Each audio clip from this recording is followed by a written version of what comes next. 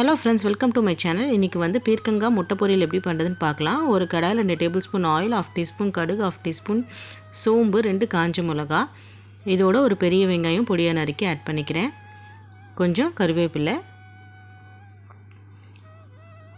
ஒரு table spoon கடலைப்பருப்பு. ஃபஸ்ட்டே போடணும், நான் போட மறந்துட்டதால் ஆனியன் போட்ட பிறகு நான் வந்து லைட்டாக எண்ணெயில் பொரிச்சிக்கிறேன். கடலைப்பருப்பு நல்லா பொரிஞ்ச பிறகு இதோட நல்லா மிக்ஸ் பண்ணிவிட்டு இப்போது பீர்க்கங்காயை நான் வந்து நறுக்கி இதில் ஆட் பண்ணுறேன்.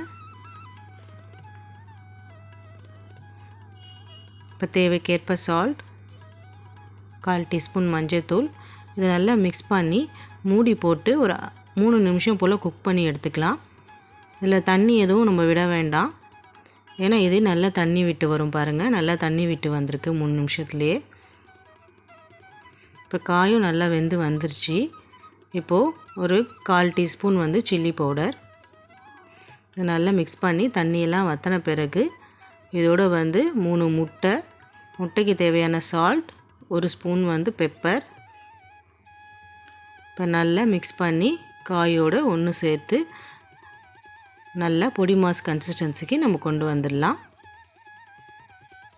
பாருங்கள், இந்த கன்சிஸ்டன்சியில் நம்ம பொரியல் பண்ணி எடுத்தால் ரொம்ப நல்லாயிருக்கும். இதோட கொஞ்சம் கொத்தமல்லி. அவ்வளோதான் ஃப்ரெண்ட்ஸ், பீர்க்கங்காய் முட்டை பொரியல் ரெடி. இந்த ரெசிபி பிடிச்சிருந்தால் லைக் பண்ணுங்கள், ஷேர் பண்ணுங்கள், கமெண்ட் பண்ணுங்கள், சேனலை சப்ஸ்கிரைப் பண்ணிக்கோங்க. தேங்க்ஸ் ஃபார் வாட்சிங்.